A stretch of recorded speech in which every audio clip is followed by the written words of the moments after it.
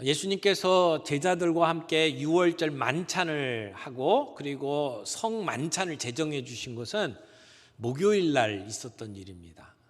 그래서 목요일 성만찬 또 세족식 이게 함께 일어났죠. 근데 예수님께서 이렇게 성만찬을 제정해 주신 그 식탁에서 예수님께서는 이 식탁에 같이 하고 있는 자들 가운데 나를 팔 자가 있다고 말씀하셨어요. 보라, 나를 파는 자의 손이 함께 상 위에 있도다 라고 말씀하셨어요. 한마디로 배신자가 여기 있다 이렇게 말씀을 하신 것이죠. 오늘 예수님의 그 피로 우리의 모든 죄를 용서해 주시는 그 놀라운 은혜의 자리에 제자들이 함께 있습니다. 그런데 그 은혜와 전혀 상관없는 불행한 사람이 이 식탁 가운데 있다는 거예요. 주님을 배반하고 주님을 죽음에 넘겨줄 자가 있다는 것입니다. 제자들에게 얼마나 충격적인 말이었겠습니까? 그러니까 제자들이 술렁거립니다. 주님 저는 아니지요 이렇게 이야기하면서 내가 아닌 것을 예수님께 확인받고 싶어 했습니다. 뿐만 아닙니다. 그들 가운데는 누가 범인이냐 이렇게 범인을 색출하려고 하는 그런 이야기도 함께 있었을 것입니다. 그런데 누가 범인이냐라고 하는 것을 따지던 그 대화가 이상한 곳으로 흘렀습니다. 오늘 본문을 보니까 우리 가운데 누가 가장 크냐라고 하는 주제로 옮겨갔습니다. 정말 부적절한 논쟁이죠. 근데 오늘 이 논쟁 속에 우리 주님께서 하나님의 나라가 어떤 나라인지를 우리에게 보여주셨습니다. 우리가 이 세상 속에서 어떻게 살아야 될지에 대해서 말씀해 주셨습니다. 오늘 주님이 주신 말씀 내용을 가지고 세 가지 관점에서 함께 은혜를 나누기를 원합니다. 첫 번째는 성공의 사다리를 뒤집으신 예수님. 우리 예수님께서는 이 세상 사람들이 가지고 있는 성공의 사다리를 완전히 뒤집어서 하나님 나라의 가치관을 우리에게 보여주셨습니다. 24절 봅니다. 또 그들 사이에 그중 누가 크냐라고 하는 다툼이 난지라. 누가 크냐라고 하는 이 주제는 여기에 갑자기 나온 주제가 아닙니다. 이미 제자들 사이에 이 문제를 가지고 다툼이 있었습니다. 특별히 야고보와 요한이 예수님께 찾아와서 예수님께서 메시아 왕으로 등극할 때에 한 사람은 오른쪽에 한 사람은 왼쪽에 앉게 해달라고 부탁을 했었죠.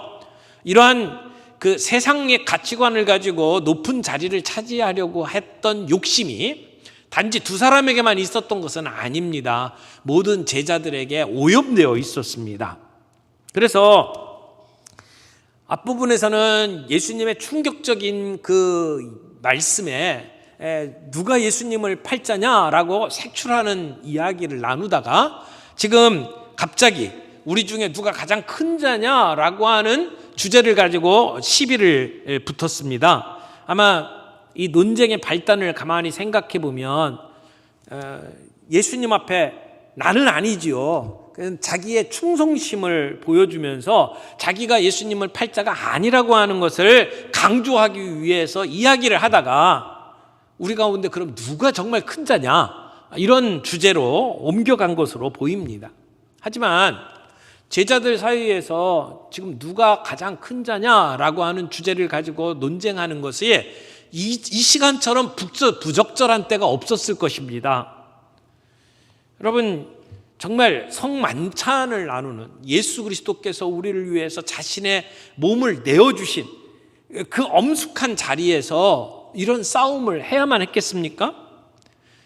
이 논쟁이야말로 정말 거룩한 순간에 찬물을 끼워버렸어요. 그래서 제자들 사이에 얼굴을 붉히고 지금 싸우고 있는 것 아닙니까? 사람들이 보기에 우리 가운데 누가 제일 높은 사람이냐, 누가 더 큰 자냐라고 묻는 것. 사람들에게 인정받기를 원하고 또 높은 자리에 올라가기를 바라고 또 사람들에게 갈채받기를 원하는 것. 누구나 원하는 겁니다. 그러나 이런 원하는 것들을 겉으로 드러내면서 결국은 다툼이 일어나고 그 가운데 배신이 일어나는 것을 우리는 보게 됩니다. 이런 상황 속에서 예수님께서는 제자들에게 책망을 하십니다. 그러나 가만히 보면 이 세상의 원리와 하나님 나라의 원리를 이렇게 대비시키면서 제자들에게 부드럽게 설명하고 계시는 것을 보게 됩니다. 오늘 본문 말씀을 보니까 이렇게 돼 있어요. 예수께서 이르시되 25절입니다. 이방인의 임금들은 그들을 주관하며 그 집권자들은 은인이라 칭함을 받으나, 이 세상의 원리를 가지고 예수님은 이야기를 합니다. 여기 이방인의 임금들은 이라고 되어 있는데, 이것은 세상의 권력을 잡은 사람들을 이야기하죠. 예수님 당시에 세상의 권력을 잡은 사람들이 어떻게 하는지를 이야기를 하는 거예요. 이 세상의 권력자들은 그들을 주관하며, 주관한다라고 하는 것은 권세를 바란다라고 하는 얘기죠. 그 당시에 이런 군주들이 명령을 내리면 토를 달 수가 없었어요. 그저 무조건 복종해야만 했습니다. 이것이 주관하는 것입니다. 그리고 은인이라 칭함을 받으나 라고 되어 있는데, 이 이방인들이 은인이라고 칭함을 받는다라고 하는 것은, 이 은인이라고 하는 것은 선을 행하는 자들이라는 뜻이에요. 그래서 이 권력자들이 백성들에게 선행을 베푼 것에 대해서 정말 잘하셨습니다. 우리 왕이야말로 우리의 구원자입니다. 우리의 은인입니다. 이렇게 칭찬받기를 원했다는 것이죠. 이 은인이라는 용어야말로 세상의 권력자들이 그렇게 듣기를 원했던 칭호입니다. 심지어 폭군들조차도 사람들이 자기에게 은인이라고 칭하기를 원했던 것이죠. 그래서 사람들을 억압하고 소수의 권력자들에게 모든 특권을 다 주면서 그렇게 정치를 하면서 아주 정말 조금 사람들에게 이렇게 은혜를 베풀어 놓고는, 그리고는 사람들이 자기를 향해서 은인이라고 이야기하기를 원했다는 것이죠. 정말 불공평하게 악을 행하면서도 사람들에게 칭송받기를 원했던 그 당시에 이 권력자들의 모습을 이야기를 하는 거예요. 예수님은 이런 세상 권력자들이 가지고 있는 이런 행위들을 예를 들어서 그들의 권력이 얼마나 헛된 것이냐, 거짓된 것이냐라고 하는 것을 드러내 보여주셨습니다. 그러면서 26절에 뭐라고 말씀하십니까? 너희는 그렇지 않을지니. 여기서 너희는 하나님 나라의 백성을 이야기하는 거죠. 예수님의 제자들을 얘기하는 겁니다. 하나님의 나라는 이 세상의 원리와 같지 않다라고 말씀을 하는 겁니다. 예수님의 나라는 그렇게 굴러가지 않습니다. 어떻습니까? 여기 너희는 그렇지 않을지니 너희 중에 큰 자는 젊은 자와 같고 다스리는 자는 섬기는 자와 같을지니라. 진정한 권세가 뭐냐? 그것은 이 다스린다라고 하는 것은 섬기는 거다. 예수님은 그렇게 가르쳐 준 겁니다.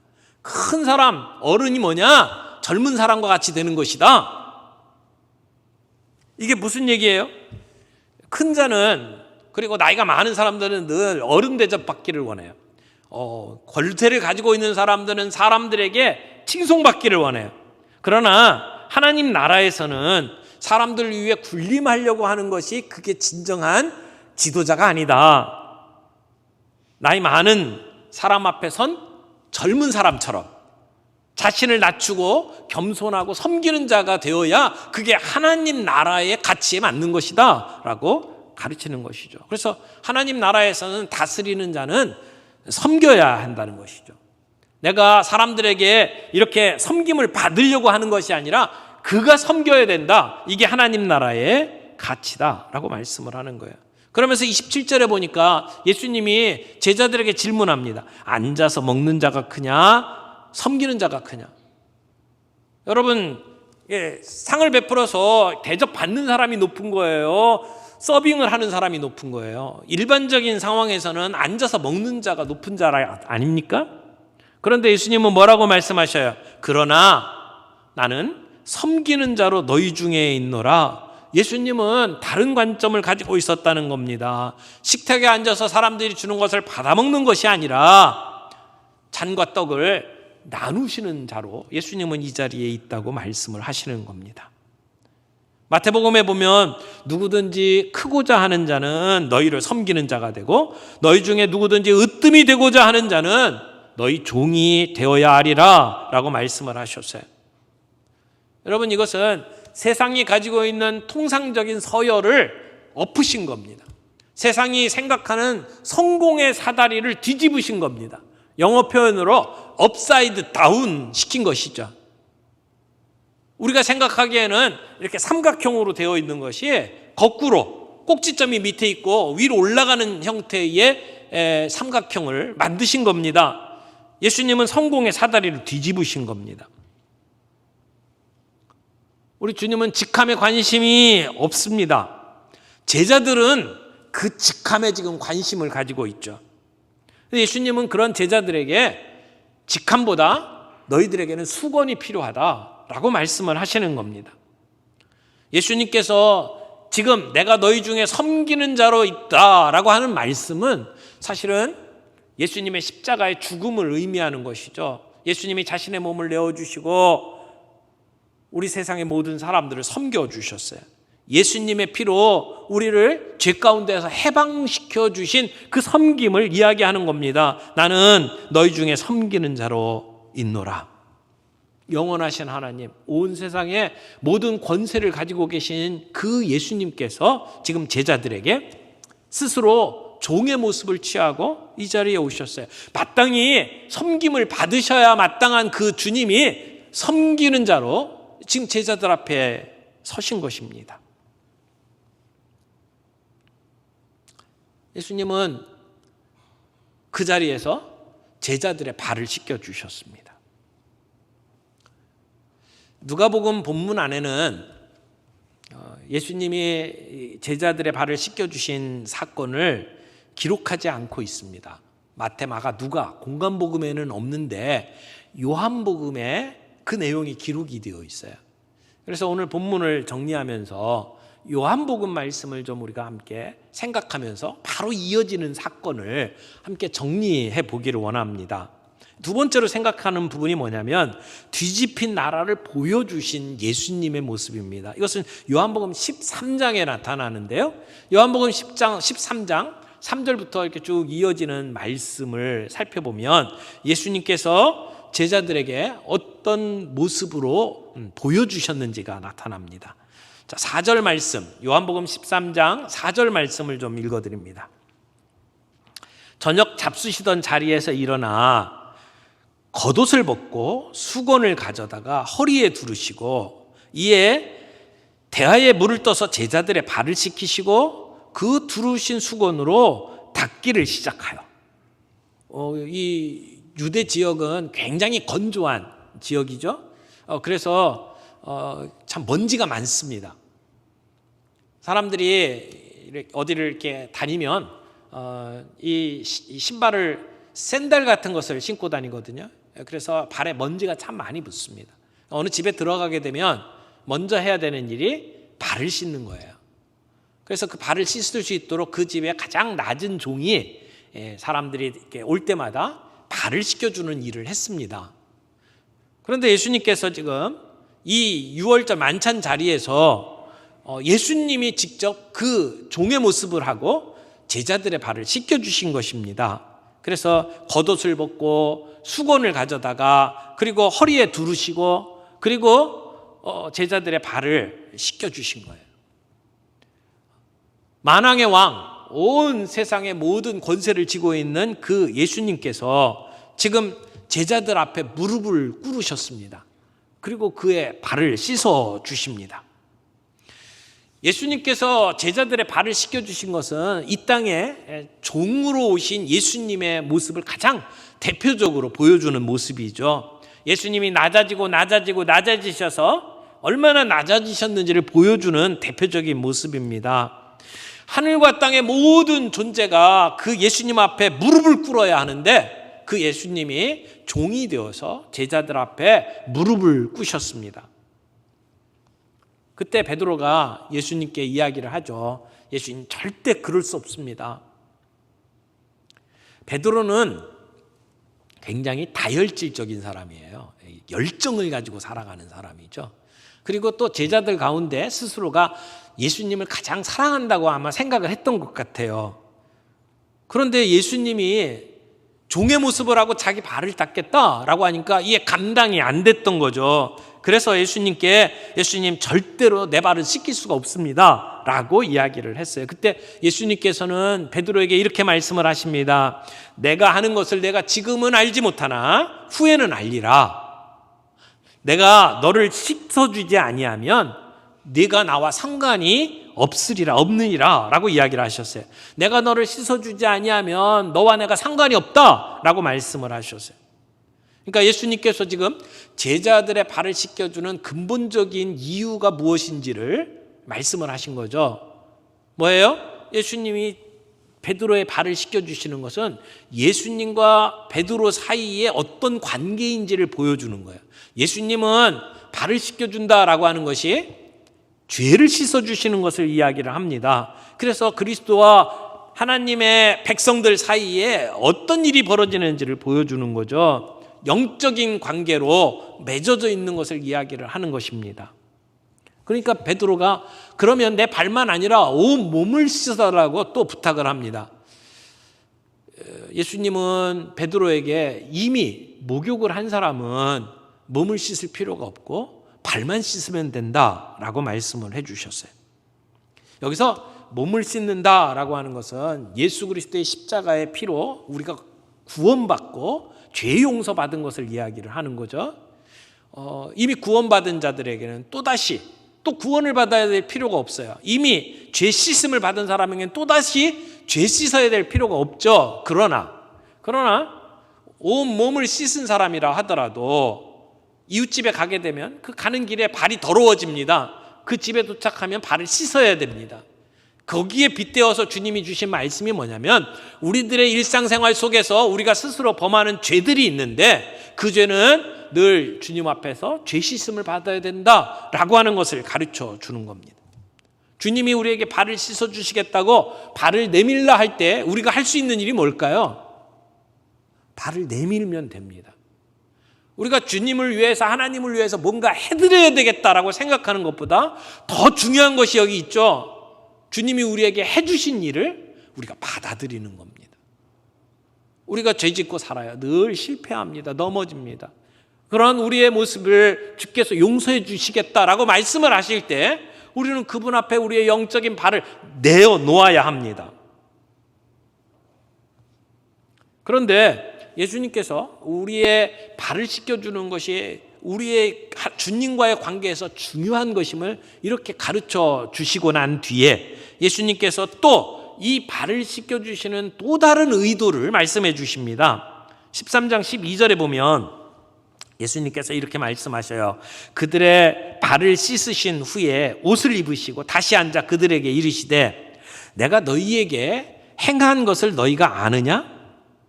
너희가 나를 선생이라 또는 주라 하니 너희 말이 옳도다. 내가 그러하다. 내가 주와 선생이 되어 너희 발을 씻겼으니 너희도 서로 발을 씻어주는 것이 옳으니라. 너희도 서로 발을 씻어주는 것이 옳으니라. 그리고 15절에 이렇게 말씀하십니다. 내가 너희에게 행한 것 같이 너희도 행하게 하려 하여 본을 보였노라. 여러분, 예수님께서 제자들의 발을 씻겨주신 것은 두 가지 의미가 있는 거죠. 하나는 우리의 죄를 씻어주시는 분이 주님이시다. 늘 주님 앞에 나가서 우리의 발을 씻는 것이 필요하다라고 하는 것을 말씀하신 것과 동시에 예수님이 하신 것처럼 너희도 그렇게 하라고 말씀하셨어요. 근데 발을 씻기는 것처럼 죄를 씻는 것은 우리가 할 수 있는 게 아닙니다. 예수님만 할 수 있는 것이죠. 그러면 우리에게 그렇게 발을 씻겨주는 일을 하라고 말씀하신 의미가 무엇일까요? 어떤 사람들은 이 예수님께서 그렇게 하라고 말씀하신 것을 따라서 이렇게 정말 발을 씻겨주는 세족식을 거행을 합니다. 몇몇 교파에서는 중요한 절기가 되고 이런 때가 되면 이렇게 성찬식을 베푸는 것처럼 세족식을 하는 경우들이 있습니다. 그러나 오늘 주님이 우리들에게 하시는 이 말씀을 우리는 이런 의식을 하라고, 이런 의식을 거행하라고 주신 명령으로 받지 않습니다. 그것보다 더 근본적인 문제를 우리에게 제기하면서 우리가 그렇게 살아야 된다고 주님은 말씀하고 있는 겁니다. 섬김의 실천적인 행동이 오늘 우리에게 필요하다. 오늘 주님은 그렇게 말씀을 하고 있습니다. 우리 성도들 서로의 삶 속에 주님께서 이렇게 말씀하셨죠. 너희도 서로 발을 씻겨주는 것이 옳으니라. 오늘 우리들의 삶 속에 서로에게 상처 준 사람들, 그런 사람들을 용서해주고 서로를 품어주고 그리고 서로를 섬겨주는 일들이 오늘 우리에게 필요하다라고 말씀을 하는 거예요. 성도들 간에 서로라고 하는 말이 정말 중요하지 않습니까? 이것은 나 혼자서 할 수 있는 게 아니에요. 내 주변에 있는 사람들과 더불어 함께 할 수 있는 일이에요. 서로가 서로에게 발을 씻겨주는 일.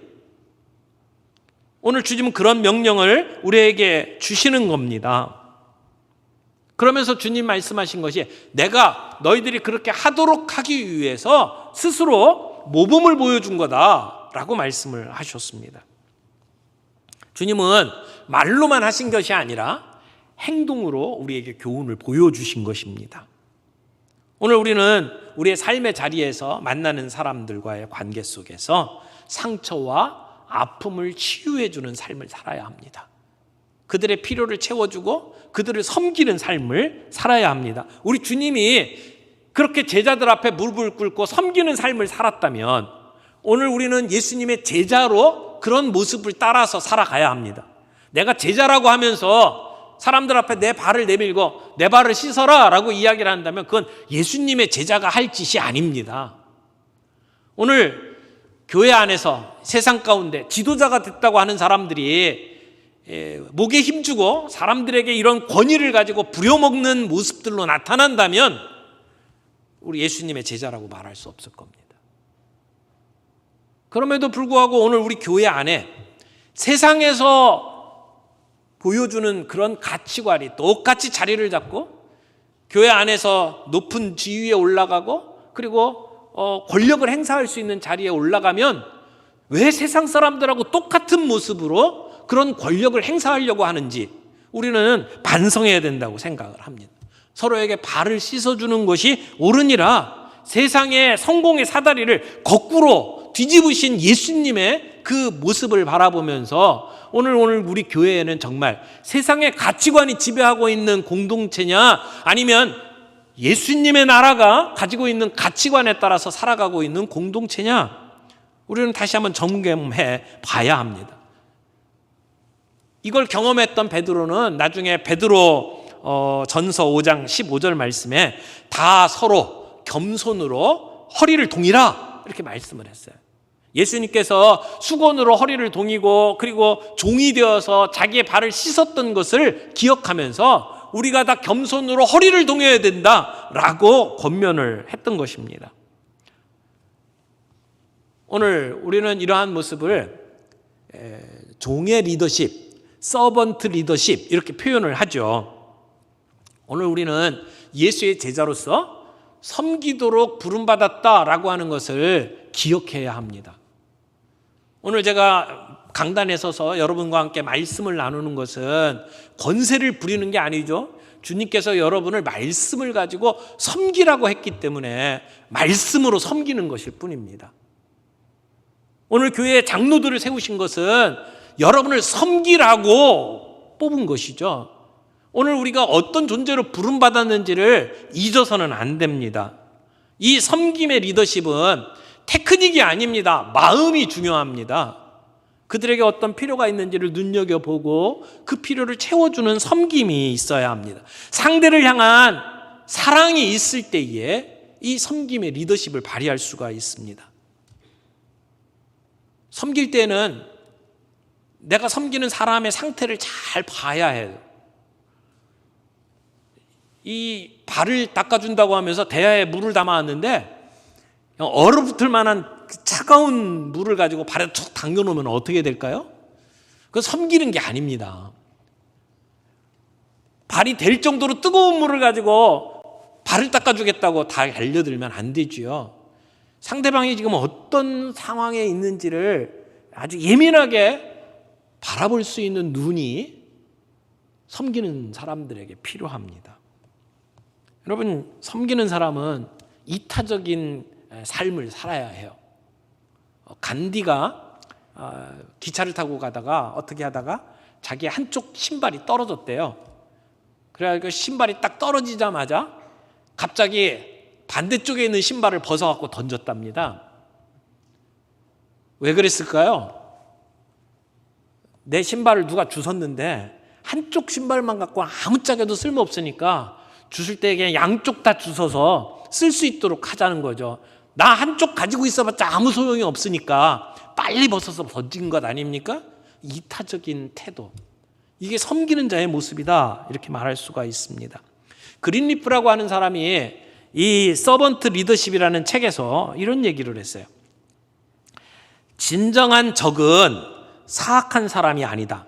어리석은 사람, 무관심한 사람도 아니다. 시스템도 아니다. 목소리 높여 항의하고 혁명을 꿈꾸는 사람, 체제에 반항하는 사람도 아니다. 오히려 진정한 적은 착하고 영리하며 활기찬 사람일 수도 있다. 지도자 위치에 있으면서 서번트이기를 포기할 때 그가 사회를 병들게 하는 적이 된다. 지도자적인 능력을 가졌음에도 불구하고 진정한 지도자의 길을 걷지 않는 사람, 곧 서번트이기를 포기한 사람, 그들이 우리의 적이다. 맞습니다. 우리가 종으로 살아야 할 존재들로 부름받았어요. 그런데 우리가 종이 되기를 포기하고 우리가 대접받기를 원하는 순간 우리의 사회는 병들게 돼 있다는 겁니다. 우리가 그 사회에 병들게 만드는 바이러스가 된다는 것입니다. 오늘 우리는 서번트로 부름을 받았어요. 이것은 우리에게 주어진 특권입니다. 주님이 우리를 그렇게 부르셨어요. 지금 우리가 코로나 상황 속에서 서로 얼굴을 대면해서 만나지 못하고 이런 사랑을 주고받지 못하는 참 힘든 시간을 보내고 있습니다. 같이 앉아서 밥 먹는 것도 허용이 제대로 안 되고 함께 은혜를 나누고 서로 격려하고 위로하는 것도 제대로 안 돼요. 그래서 장례를 치러도 가서 보지들 못하고 또 병들어 누워있는 사람도 찾아가 볼 수가 없는 그러한 상황 속에 우리가 살아가고 있습니다. 우리의 주변 환경은 비록 그렇게 됐다 할지라도 우리가 오늘 우리를 향해서 희생의 제물이 되어주시고 그리고 섬기는 종으로서 우리를 섬겨주셨던 그 예수님의 제자로서 그 섬김을 우리가 기억할 수 있기를 바랍니다. 놓치지 않기를 바랍니다. 현실적인 제약을 뛰어넘어서 정말 주님이 우리에게 명령하신 대로 서로 사랑하는, 우리 모두에게 새 계명으로 주셨던 말씀, 서로 사랑하라, 서로 섬겨라, 서로의 짐을 지라 말씀하셨던 것을 따라서 우리가 서로를 섬기고 그리고 격려하고 위로하는 그런 저와 여러분들이 되기를 바랍니다. 그런 공동체가 되기를 바랍니다. 우리가 이 코로나 시국에서 예수님께서 제자들의 발을 씻겨주신 것처럼 우리도 다른 사람들의 발을 씻겨주는 그런 예수의 종으로 살아갈 수 있기를 바랍니다. 자, 세 번째 우리 생각할 부분은 오직 은혜만을 구하도록 도전하시는 예수님의 모습을 보게 됩니다. 다시 누가복음으로 돌아옵니다. 누가복음 22장 31절부터 말씀을 보게 되면 예수님께서 베드로에게 이야기를 합니다. 시몬아 시몬아 보라, 사탄이 너희를 밀 까부르듯 하려고 요구하였으나 그러나 내가 너희를 위하여 내 믿음이 떨어지지 않기를 기도하였노니 너는 돌이킨 후에 내 형제를 굳게 하라. 예수님께서는 베드로의 실패를 예고하십니다. 예수님께서는 지금 시몬 베드로에게 직접 경고하고 있는 겁니다.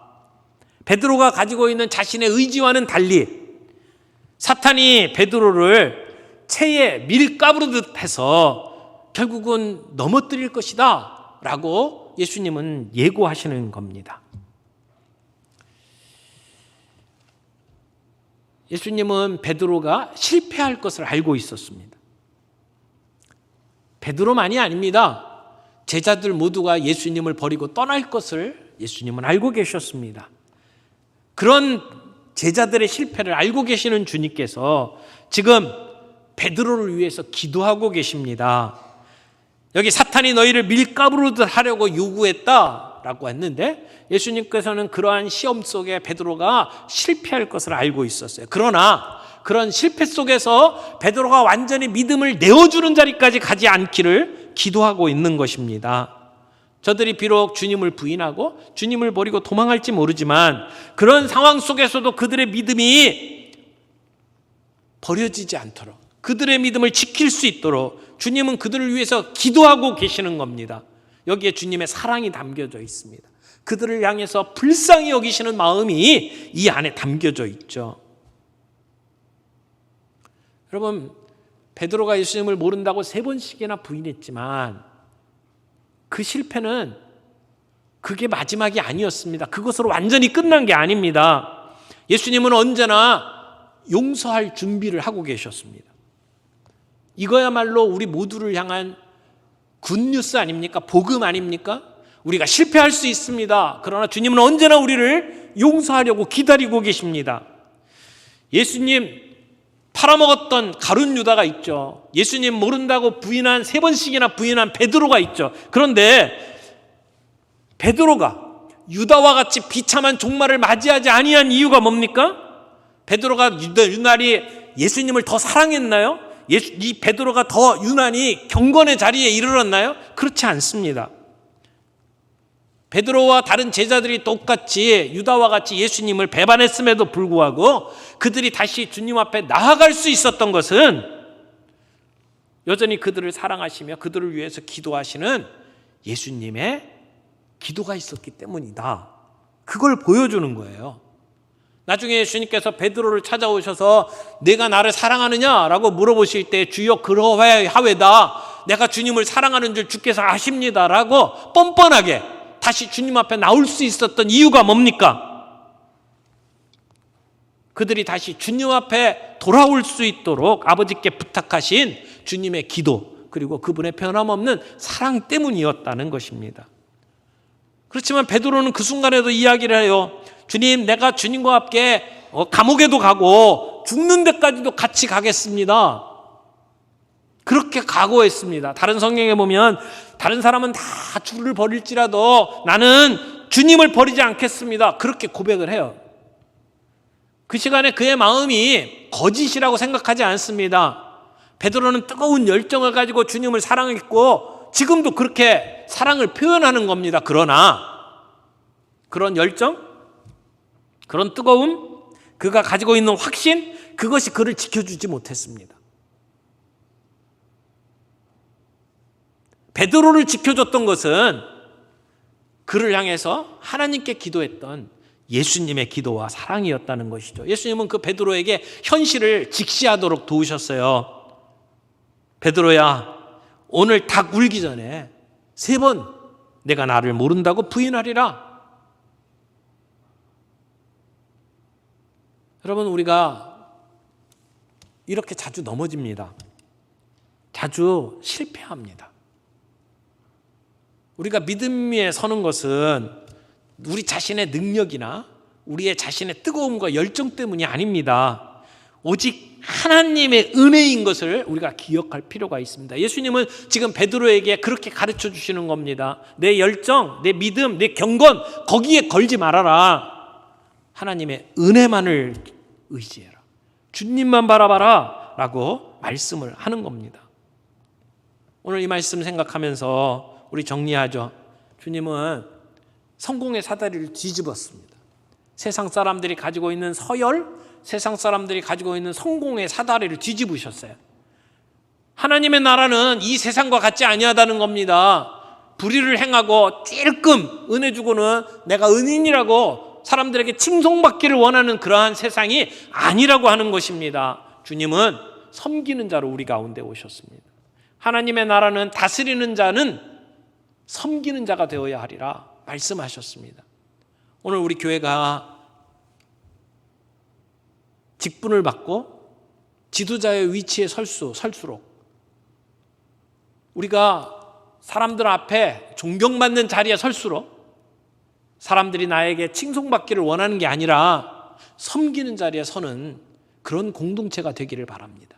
세상의 가치관에 흔들리는 교회가 아니라 하나님 나라의 가치관을 가지고 서로 섬기는 공동체가 되기를 바랍니다. 예수님께서는 말로만 그렇게 하신 것이 아니고 실제로 모본을 보여주셨어요.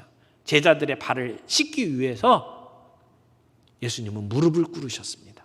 하늘과 땅의 모든 권세를 가지고 계신 그 주님이 제자들 앞에 종처럼 무릎을 꿇었습니다. 그렇게 안 해도 되는데 그렇게 꿇으셨습니다. 그러면서 오늘 우리도 그렇게 살라고 말씀하십니다. 우리가 예수님의 제자라면 우리는 예수님처럼 무릎을 꿇고 섬기는 종의 삶을 살아가야 된다는 것입니다. 나는 정말 예수님의 제자입니까? 예수님처럼 섬기는 삶을 살고 있습니까? 그리고 마지막으로 베드로에게 현실을 직시하도록 예수님은 말씀해 주셨어요. 그가 가지고 있는 경건, 그가 가지고 있는 열심을 기대지 말고 주님의 은혜만을 구하라고 말씀하셨습니다. 오늘 우리가 믿음 안에 설 수 있는 것은 우리의 능력, 우리의 경건, 우리의 실력을 의지해서 될 것이 아니라는 것입니다. 오직 주님의 은혜, 주님의 긍휼, 주님의 그 사랑으로 가능한 것임을 생각하면서 오직 하나님만 의지하는 저와 여러분들이 되기를 바랍니다.